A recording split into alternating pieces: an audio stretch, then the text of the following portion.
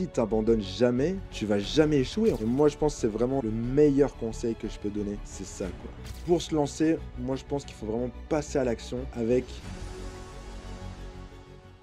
lancer un nouveau projet. Ça fait toujours un peu peur, que ce soit dans le e-commerce ou dans l'entrepreneuriat ou dans n'importe quel domaine. Et donc, je voulais te partager un peu comment est-ce que toi, tu peux passer à l'action en te lançant dans le business ou dans ce que tu veux te lancer et comment tu peux continuer aussi derrière. Parce que même une fois que tu as passé à l'action, oui, c'est un peu une des étapes les plus dures, mais derrière, continuer et rester constant et continuer à bosser même quand ça marche pas pendant une longue période, ça aussi, c'est très difficile. Et ça m'a pris longtemps à réaliser que c'était ça la solution. Franchement, au début, j'ai testé le e-commerce, j'ai acheté une formation, je me suis lancé sur Facebook Ads et ça a pas marché, quoi. J'ai claqué 800 balles dans une formation, 200-300 balles sur Facebook Ads et je me suis dit: «Bon, ça marche pas. Le e-commerce, je sais pas, mais en tout cas, ça marche pas. C'est pas un truc qui marche».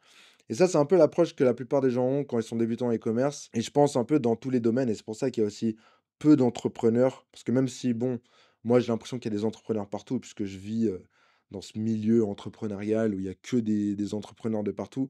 Mais en fait, il y en a pas autant que ça et la raison, elle est très simple. C'est parce que c'est pas facile d'être entrepreneur et c'est pas facile de persister surtout. Et c'est une des plus grandes raisons pour lesquelles, quand les gens ils me disent: «Ouais, si c'est si facile, pourquoi pas tout le monde le fait?»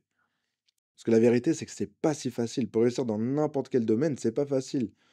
Et le truc, c'est que, des gens, des gourous sur internet, des gens qui t'apprennent le e-commerce et cetera, souvent ils te font croire que c'est super facile parce qu'ils essaient de te vendre quelque chose. Mais en réalité, c'est pas si facile que ça. Mais en même temps, j'ai pas envie de dire que c'est forcément négatif que les gens ils te disent ça, parce que si tu savais dès le début que c'était super difficile de réussir dans un domaine, tu vas jamais te lancer. Et je pense qu'il y aurait eu beaucoup moins aujourd'hui de personnes successful si il y aurait pas eu ce côté quand même de ah ouais, en fait, c'est facile. Mais bon, on s'est un peu perdu là. Donc, je me lance sur Facebook Ads. Je pense que c'est facile, que j'ai juste à lancer des pubs et je vais faire des ventes. Et c'est pas comme ça du tout. Je fais aucune vente, OK, j'ai abandonné. Je continue à regarder des vidéos à droite à gauche de temps en temps et là, je tombe sur un mec qui me parle de lancer des pubs sur Instagram, enfin de travailler avec des pages à thème et cetera. Il a donné une idée dans la vidéo, moi j'ai testé, ça a fonctionné assez rapidement pour moi et là, vu qu'en fait, j'ai eu ce hook de en mode bam! J'ai eu mes premiers résultats, en fait, ça m'a donné vraiment ce truc de motivation de continuer, de continuer, de continuer et de voir ce que ça donne. Parce que j'ai eu ce petit goût.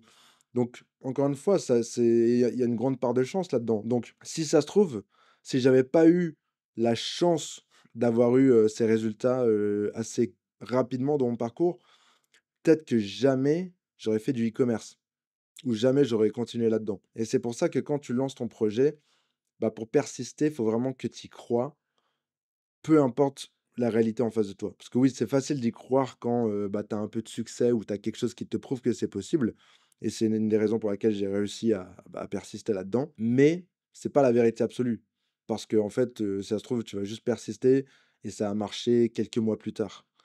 Donc voilà une des raisons très importantes de persister lorsque tu lances n'importe quel projet. Et récemment, justement, j'ai parlé à un entrepreneur, une personne qui se lance, même pas dans le e-commerce, mais bon, je l'ai un peu conseillé, et cetera.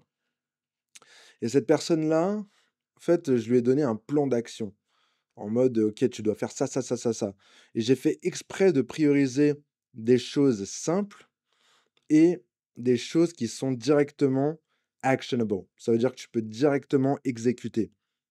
Je voulais pas lui dire: OK, tu devrais d'abord, parce que bon là, c'était en rapport avec la création de contenu.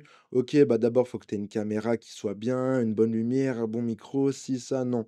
Je lui ai dit: «Prends ton téléphone, peu importe la qualité que ton téléphone a, filme-toi et commence à poster» et je lui ai dit: «Tu vas probablement pas faire de vues, ça va probablement pas marcher, mais fais, 10, 20, 50, 100 vidéos et au fur et à mesure, juste essaie d'améliorer».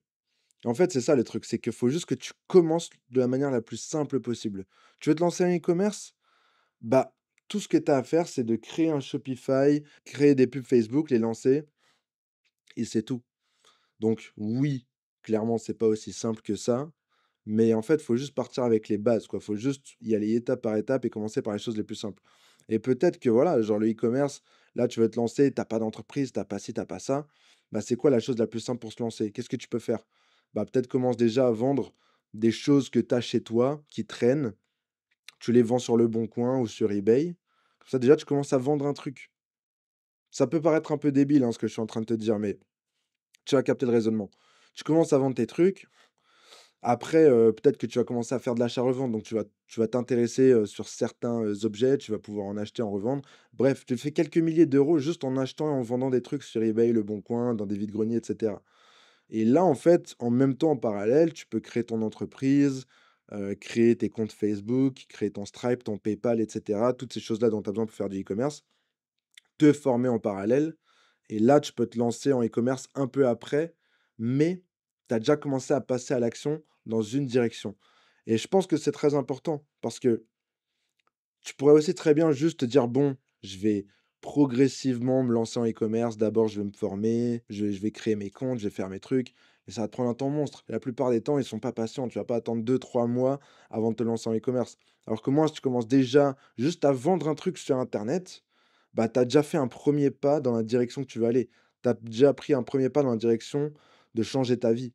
Et rien que ça, c'est génial, tu vois? Genre, pour se lancer, moi, je pense qu'il faut vraiment passer à l'action avec l'action la plus simple et la plus proche de ta réalité possible. Ensuite, tu vas persister. Donc oui, essayer d'obtenir le plus rapidement un petit résultat pour te prouver à toi-même que c'est possible le plus rapidement.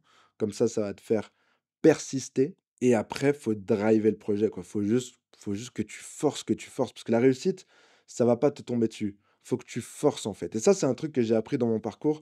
Justement, j'ai déjà lancé pas mal de business qui ont pas marché parce que, bah, je j'ai pas essayé de driver le projet. Je l'ai pas poussé le truc, j'ai pas forcé. Alors justement, dans un podcast que j'ai fait il y a quelques vidéos en arrière, j'ai parlé avec mon pote, avec qui justement on s'est lancé dans les NFT, on a lancé un projet NFT, on a perdu genre 50 000 € et le problème justement, une des plus grosses leçons que j'ai appris dans ce projet-là, c'est que, bah, balancer de l'argent dans un projet et espérer que ça marche, ça suffit pas. Alors ça paraît con comme ça et ça paraît logique, mais c'est ce que beaucoup de gens font, que ce soit avec leur temps, leur argent, ils s'investissent pas à 100. Donc pour réussir dans n'importe quel domaine et là on parle de e-commerce notamment, il faut que tu ailles à fond dedans. Faut que tu drives le truc. Faut que tous les jours, tu cherches à améliorer la chose. Si tu fais du e-commerce, tous les jours, tu cherches à améliorer tes pubs, ton marketing, ta boutique, l'optimisation. Tu essayes de tout améliorer tout le temps, constamment. Alors oui, bien sûr, faut prioriser, et cetera, mais tu comprends le but. Pareil dans n'importe quel domaine. En fait, il faut vraiment que tu drives un projet, il faut que tu le pousses en tant qu'entrepreneur pour que ça fonctionne. Et ça, c'est une des plus grosses erreurs que je vois beaucoup de gens faire, c'est qu'ils se lancent et ils laissent faire un peu les choses. Ils sont en mode, «Ah OK, nanana». C'est pas comme ça que ça marche. Et je pense que si, tu as un entrepreneur dans ta famille, que ce soit quelqu'un qui a un restaurant ou que n'importe quel business, même physique et cetera, en général, ce que je constate, parmi les entrepreneurs qui arrivent à vivre de leur business, c'est qu'en fait, ils se sont pris des milliers de claques, ils ont jamais lâché le morceau. Ils ont juste continué à pousser, à pousser, à pousser, à pousser, jusqu'à ce que ça marche. Et c'est vraiment ça, je pense, la plus grosse différence pour moi entre un entrepreneur et un non-entrepreneur, quoi. C'est vraiment juste le fait d'être comme un chien après un os, en mode tu t'arrêtes jamais. Et encore une fois, ça c'est un truc que j'aime bien dire sur cette chaîne, mais c'est tellement vrai, si tu abandonnes jamais, tu vas jamais échouer, en fait. Et moi, c'est un peu ça le mindset que j'avais au début un peu de mon parcours entrepreneurial. C'est ça que je me disais, en fait, c'est: «Je peux pas échouer, en fait». Parce que qu'est-ce qui va se passer? Tu vois? En mode, là, je vais faire du e-commerce, je vais faire ci, je vais faire ça. J'arrive pas à gagner de l'argent. OK, tu vois? Genre en mode, ça va, genre je peux quand même retourner chez mes parents, je peux quand même faire, quelques trucs, quelques sacrifices en mode voilà, je retourne en arrière, je vais travailler à Carrefour ou n'importe où en intérim, j'en sais rien. Ce sera jamais une finalité. C'est en mode je vais faire ça pendant un certain temps, jusqu'à arriver à me retomber sur mes pattes, à économiser un peu pour avoir un petit capital de départ et relancer un autre business. En mode, il y avait aucun monde en fait où je réussis pas, dans l'entrepreneuriat. Et pourtant, je suis pas particulièrement intelligent, je suis pas particulièrement, bon dans quoi que ce soit, de base surtout.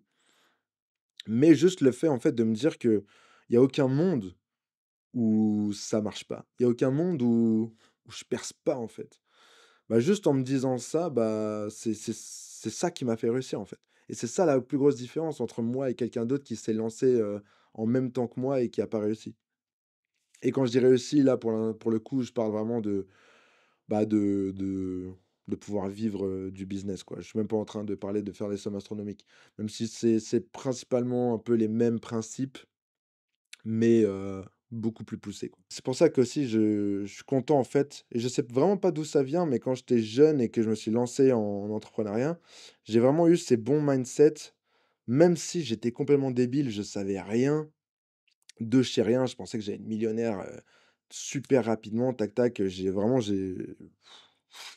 voilà, quoi, genre maintenant que je vois un peu, bah, mes croyances de cette époque-là, ça me fait rigoler, quoi. Mais n'empêche que c'est des croyances qui m'ont servi. Et bah, pareil, je me suis dit, que j'allais jamais avoir de plan B. Tout le monde disait: «Ouais, fais des études, fais-toi un diplôme, trouve un métier, et comme ça, au moins, quoi qu'il arrive, t'as un plan B, t'as un safety». Et moi, j'ai toujours dit: «Non, je veux pas avoir de safety, je veux pas avoir de plan B parce que je crois à 100 que je vais réussir, et si je réussis pas, bah, je vais juste continuer à essayer jusqu'à ce que ça fonctionne». C'est ça mon mindset.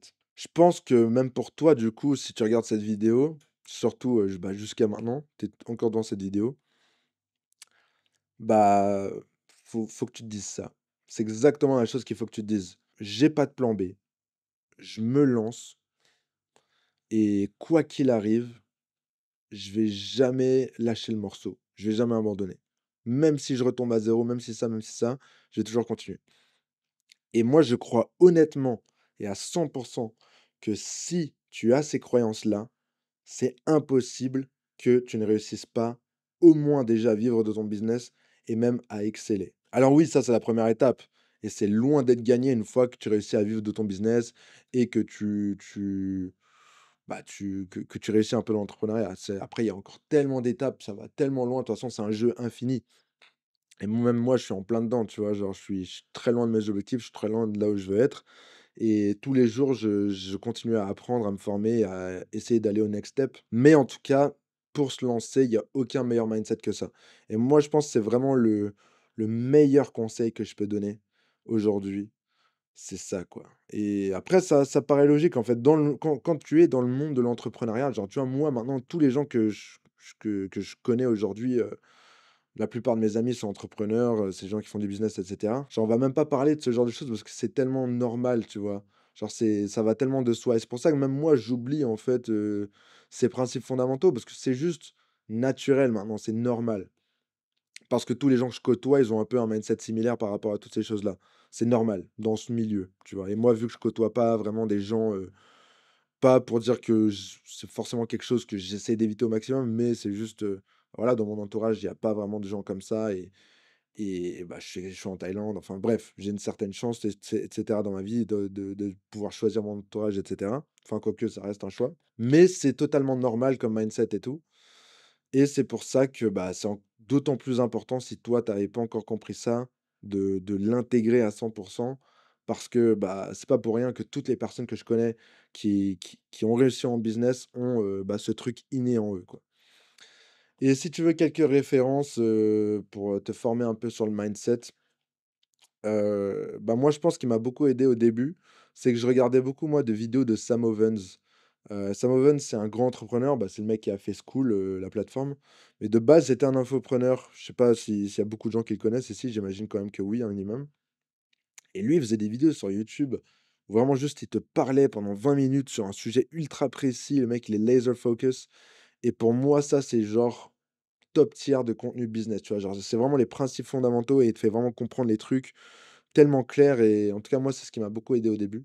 Aujourd'hui, il y a Alex Hormozy aussi, bon, la référence dans le business aujourd'hui, je veux dire, il est tellement gros maintenant que plus personne, enfin si, tout le monde en parle encore, mais c'est plus la nouvelle hype puisque ça fait longtemps qu'il est là. Mais voilà, Alex Hormozy, en vrai, il a des très bons conseils.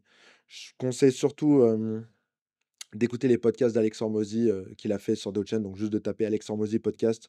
En fait, vraiment quand il va sur un podcast de quelqu'un d'autre, c'est full valeur. Après oui, c'est en anglais, donc bon, j'espère que vous comprenez l'anglais parce que c'est là où il y a le meilleur contenu business. Mais voilà, en tout cas, moi, c'est ça que je voulais dire. En tout cas, si tu lances un nouveau projet, e-commerce, entrepreneurial et cetera, même dans l'art, mindset, passer à l'action, exécuter, step by step et persister. Et genre vraiment tout ça, je pense, c'est vraiment juste la recette de base pour réussir dans n'importe quel domaine. Donc si tu savais pas encore ça, bah, j'espère que tu vas le prendre et que tu vas vraiment utiliser ça, bah, pour percer dans n'importe quel domaine. Et si tu savais déjà ça, bah, j'espère que ça a renforcé cette croyance en toi. En tout cas, moi, je te souhaite vraiment la réussite et je te retrouve demain pour une nouvelle vidéo YouTube parce que en ce moment, c'est une vidéo par jour. Bon, là, j'étais en vacances pendant 2 semaines, mais sinon, c'est une vidéo par jour. Ciao.